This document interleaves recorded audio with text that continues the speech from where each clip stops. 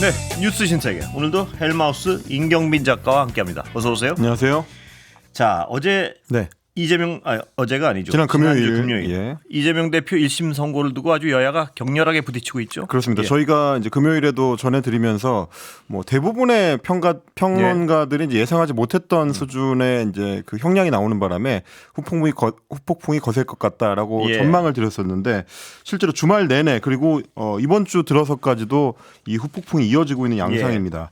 일단 주말 동안에는 민주당이 김건희 여사 특검법 제정을 위한 장외 집회를 했는데 예. 그 자리에서도 이제 이번 선고 관련된 그런 얘기들이 많이 나왔고요. 예. 오늘 민주당 최고위원 회의에서는 이번 1심 선고 결과를 두고 최악의 판결 이렇게 예. 이제 규정을 하면서 이재명 대표를 위한 변론을 하는데 시간을 좀 많이 썼습니다.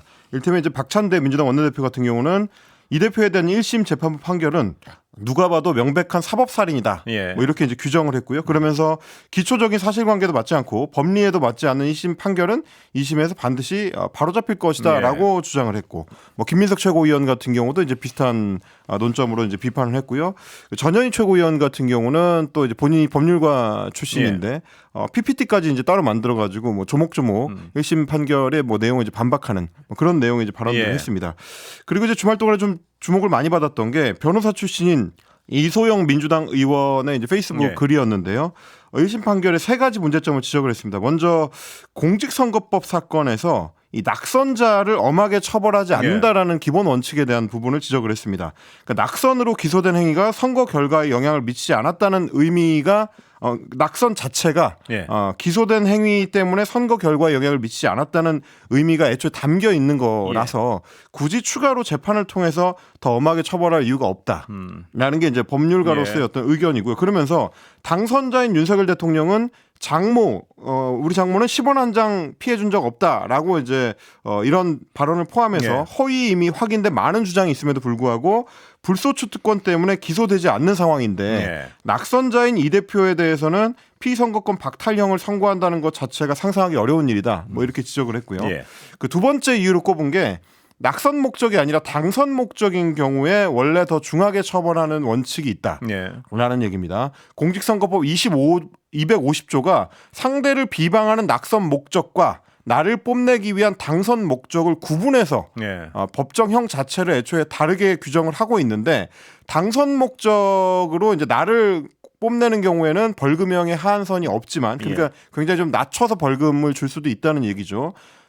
낙선 목적으로 상대를 비방할 경우에는 벌금형의 하한선이 500만 원이라서 유죄 선고를 받기만 해도 무조건 이제 당선 무효형이 되는 뭐 그런 경우가 있다. 그래서 이제 이 사건 같은 경우에, 그러니까 이재명 대표의 사건 같은 경우는 당선 목적으로 기소가 됐는데 지금까지 당선 목적 허위사실 유포죄에서 징역형이 선고된 경우를 본 적이 없다. 굉장히 좀 이례적인 판결이라는 걸 이제 강조를 한 거고요.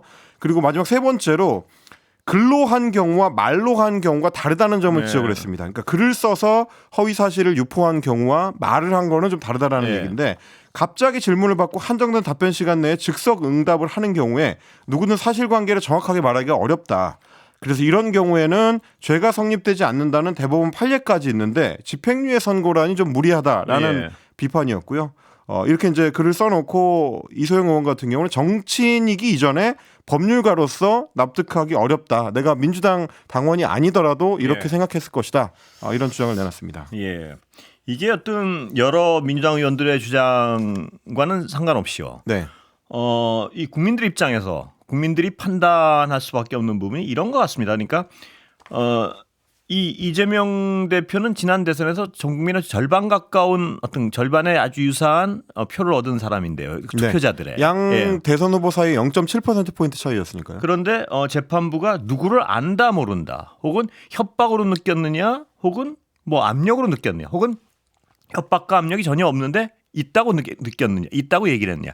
이 정도 사안 가지고 정치적 어떤 생명을 끊을 사안인가 사법부가.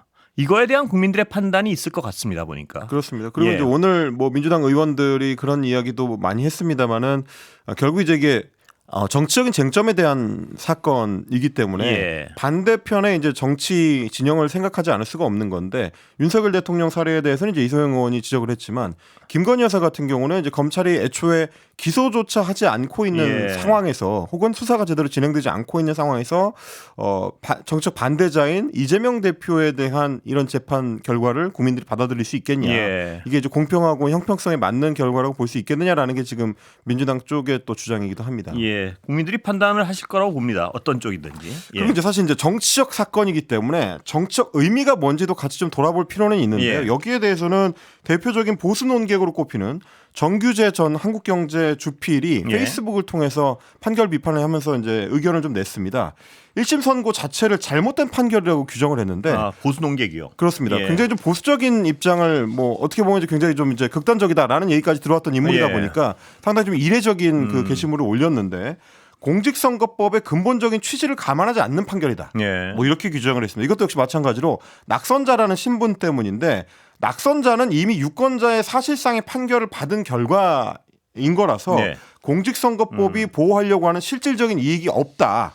거짓과 허위로 당선되는 거를 재판이라는 절차를 통해서 사후적으로라도 막아야 된다는 게 공직선거법의 의미인데 네. 그런 걸 두 번 강조할 필요도 없는 것 아니냐라고 이야기를 했습니다. 그러니까 낙선자 같은 경우는 애초에 유권자로부터 심판을 받았는데 예. 추가로 법적인 심판을 더 가혹하게 받는 게 맞느냐 예. 이 부분을 지적을 한 거고요.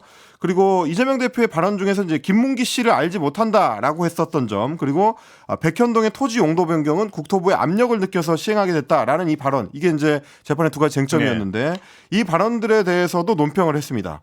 애초에 객관적 사실에 대한 진술을 다투는 게 아니고 이재명 본인이 갖고 있는 매우 주관적인 상태에 대한 평가가 예. 쟁점이다. 이렇게 이제 짚으면서 예. 국토부의 압력을 느꼈다라는 부분에 대해서 매우 주관적인 평가고 국토부를 상급단체로 하는 자치단체장으로서는 이제 충분히 입슴직한 심리 상태 아니냐. 네. 재판관이 몇 가지 반증 사례를 근거로 이재명 본인의 심리까지 특정한 상태였다고 이제 추론할 수는 없는 것이다. 그러니까 이건 예. 양심의 문제, 본인의 생각에 대한 문제이기 때문에 재판으로 가리는 것 자체가 좀 부적절하다. 이런 취지의 설명이고요. 이 설명이 어떤 보수 논객의 발언이라는 게 좀 흥미롭군요, 더. 그렇습니다. 예. 그러니까 왜냐하면 사실은 이제 정규재 전 주필이 계속 이야기했었던 건 뭐냐면 누구의 재판이든지 간에 특히 선거와 관련된 사안을 재판할 때는 좀 조심을 해야 된다. 예. 사법부가 자칫하면 이제 정치의 향배 자체를 가를 수 있기 때문에 엄밀하게 봐야 된다라는 이제 차원에서 이런 이야기들을 하는 예. 건데요. 김문기 씨 관련된 이재명 대표의 발언에 대해서도 김문기라는 사람을 안다 모른다라는 것은 만인이 주관적으로는 명백하지만 이걸 이제 객관적으로 말할 때는 매우 애매한 중간 영역으로 이제 달아날 수가 있다. 재판부의 설명을 들어보면 판사는 마치 국어 시험이라도 치르듯이 이재명 발언의 문법적 의미의 정답을 찾으려고 시도한다. 예. 그러니까 이거는 이제 정치적으로 보기가 좀 어렵다라는 얘기인 것 같습니다. 그러면서 이런 걸 근거로 유무죄를 구하는 거는 법관의 재량을 넘어서서 존재하는 영역이 된다라고 이제 비판했습니다. 그러니까 예. 정치 사안을 오랫동안 비평해 왔었던 그 논객 입장에서 봤을 때는 정치의 영역으로 이제 존중해야 되는 부분들이 있는데 그걸 사법이 자꾸 이제 넘어서려고 한다. 그건 자칫 잘못하면 민주정치 자체에 대한 위협이 될 수도 있다. 뭐 예. 이런 취지의 이제 이야기였습니다. 그 넘어서려면 굉장히 분명하고 큰 어떤 사안이어야 될 텐데 그렇습니다. 이것이 과연 그것을 넘어서는 큰 사안인가? 국민의 어떤 선택권을 제어할 수 있는 큰 사안인가? 거기에 대한 국민들의 판단도 있을 것이고요. 그러니까 사실 이제 아까 그 진행자께서도 짚어주신 부분이지만 이재명 대표 같은 경우는 지금 이제 낙선자 신분이라서 당선 무효형이지만 당선 무효가 될 직위는 아니거든요. 예. 엄밀히 말하면 뭐 국회의원직이 있긴 합니다만은 그 당시 선거였던 이제 대통령 선거로 따지자면 박탈할 직위가 없는 상태인데 그 형량의 이제 무거움이 적합하냐 이런 부분인 것이고요. 반대로 뒤집어 생각하면 만약에 0.7%포인트 차이였기 때문에 당선이 됐더라면 예. 지금 법원의 판단에 따르면 대통령직을 내려놔야 되는 잘못을 했다는 예. 게 되는 셈이거든요. 그럼 말씀하신 것처럼 국민의 절반의 지지를 받아서 대통령이 당선이 됐는데 예. 김문기라는 개인을 안다 모른다. 뭐 혹은 뭐 국토부로부터의 압박을 협박으로 느꼈다 아니다. 이런 것들이 대통령직을 박탈할 정도의 사안이라고 볼 수 있느냐. 예. 아마 이제 정규재 전 주필이 지적하려고 했었던 것도 정치적인 어떤 쟁점의 무거움을 그런 식으로 이제 표현한 게 아닐까 싶긴 합니다. 그리고 아까 그런 비판에 대해서는 여당의 어떤 반응이 있었습니까? 예를 들어서 윤석열 대통령은 당선자였는데 윤석열 대통령에 대해서 예를 들면 뭐 장모 내처는 뭐 10원 한 장 벌은 적 없다. 네. 뭐 이런 어떤 부분은 더 큰 죄이다. 이건 더 큰 거짓말. 이런 주장이 나오고 있지 않습니까? 예. 여당에서 이제 그런 얘기가 나오지는 않았는데 다만 이제 한동훈 대표나 여당 정치인들은 이재명 대표의 뭐 이 사안에 대해서 상당히 좀 강도 높게 몰아붙이고 있는 형국입니다. 오늘 한동훈 대표 최고위원회의에서 10분 가까이 이재명 대표 관련된 발언을 쏟아냈는데 뭐 이런 부분들이 있었습니다. 이거는 이미 백현동 사건에 대한 유죄 판결이나 마찬가지다. 그러니까 이번에 내려진 공직선거법 재판의 결과는 사실상 백현동 재판에 대한 유죄 판결과 마찬가지다라고 주장을 했습니다. 25일에 위증교사 혐의 재판이 있을 텐데 그걸로 끝이 아니다. 유죄 판결이 앞으로도 계속 나오고 계속 받게 될 거다. 유죄를 받게 될 거다라고 주장을 했습니다. 그러면서 한동훈 대표의 초점은 국민의힘 법률위원회에 지시를 해서 이재명 대표의 선거법 재판이 지연되지 않도록 TF, 그러니까 별도의 팀을 꾸려가지고 이걸 감시를 하겠다. 압박을 하겠다. 뭐 이런 취지의 이제 발언을 했습니다. 선거법상 원래 2심 판결은 1심 선고가 나고 나서 이제 3개월, 각각 3개월씩 한 6개월 내에 끝내야 된다라는 게 이제 기본 원칙인데 3심 같은 경우가 이제 2심 선고 뒤에 이제 3개월 안에 결론이 내려져야 되기 때문에 지금의 판결이 유지된다 그러면 이제 이재명 대표는 다음 대권에 출마할 수 없게 되는 셈이니까요. 그래서 그런지 재판이 빨리 확정돼야 된다. 신속하게 진행되는 거를 모니터링하는 TF를 꾸려서 재판 절차가 왜곡되는 것을 막겠다. 이 점을 좀 상당히 강조를 했습니다. 애초에 지금 1심 재판 자체가 2년 넘게 끌어왔기 때문에 국민의힘 입장에서는 이 판결 내용을 빨리 좀 확정 짓고 싶어하는 뭐 그런 분위기가 좀 읽히는 상황입니다. 예. 민주당 어떤 이른바 비명계는 어떤 움직임이 있습니까 혹시? 아직까지는 지금 이제 비명계로 꼽히는 인사들 사이에서 구체적인 움직임은 없습니다. 대체로 친명계하고 이제 보조를 같이 맞추면서 이번 1심 판결에 대해서 비판적인 입장인데요. 그동안 이재명 대표의 당내 행보에 대해서 비판적인 입장을 많이 냈었던 뭐 김두관 전 의원이라든지 뭐 혹은 뭐 김부겸 전 총리라든지 이런 분들도 이제 비슷한 목소리를 내고 있는 상황이고요. 숨지기고는 있습니다만은 25일 재판에서 어떤 결과가 나오느냐에 따라서 조금 움직일 수도 있다는 전망도 있긴 합니다. 오늘 문화일보가 내놓은 기사인데 소위 이제 3총 3김이라고 해서요. 그러니까 3명의 전 총리 그리고 3명의 김씨 정치인 뭐 이렇게 이제 꼽습니다. 그래서 김부겸, 이낙연, 정세균 전 국무총리 그리고 김경수 전 경남지사, 김동연 경기지사, 김두관 전 경남지사 이제 셋을 묶어서 3김 이렇게 해서 이제 대표적인 비명계 인사로 이제 꾸리고 있는데 이분들에 대해서 당내 비명계의 관심이 좀 높아지고 있다라는 얘기가 나옵니다. 일단 비명계 전직 의원들이 주축이 돼서 만들었던 모임 초일회 같은 경우는 12월 1일에 김부겸 전 국무총리를 초청을 해가지고 미국 대선 관련된 주제로 이제 특강 그리고 토론회를 열기로 했고요. 이렇게 되면 이제 소위 말하는 이제 강연 정치에 이제 시동을 걸게 되는 셈입니다. 그리고 친문계 적자로 불리는 이제 김경수 전 경남지사 같은 경우는 해외에서 이제 귀국을 하면 그 이후에 소위 친문 세력을 이제 규합할 수 있다라는 좀 기대도 좀 있는 것 같습니다. 물론 이제 김경수 전 지사 같은 경우는 본인은 선을 긋고 있습니다만 주변에서는 계속 그런 기대를 좀 갖고 있고요.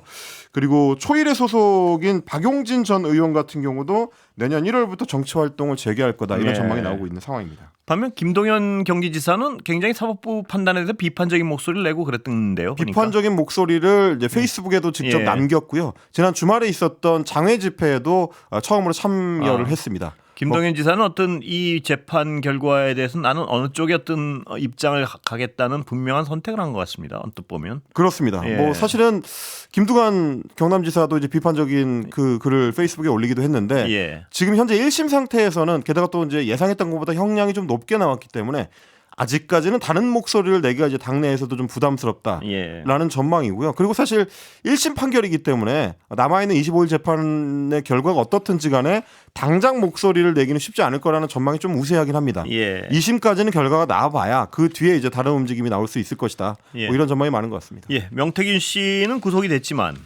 명태균 씨 관련 어떤 녹취로 인한 의혹은 계속 확산되는 것 같습니다. 오늘 민주당에서 이제 추가로 또 녹취록을 공개를 했는데요. 2022년 3월 초에 있었던 녹취입니다. 명태균 씨가 지인하고 했었던 대화인데 자기가 지난 대선 당시에 김건희 여사한테 전화를 걸어서 국민의힘 윤한홍 의원이 윤석열 당시 대통령 후보의 비서실장으로 임명되지 못하도록 막았다라는 취지의 이제 발언입니다.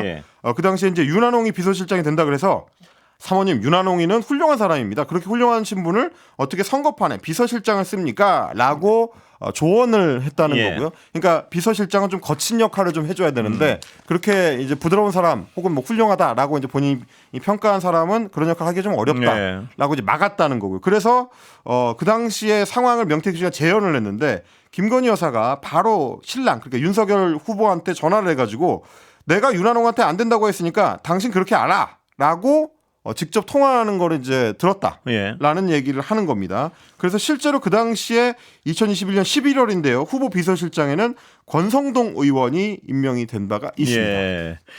명태균 씨의 많은 화는 본인의 입에서 나온 것 같습니다. 보면 지금 돌이켜 보면 지금 이제 워낙 그 주변에 말해놓은 내용들이 많다 보니까 뭐 녹취도 좀 다양하게 나오고 있는데 뭐 이런 내용도 있습니다.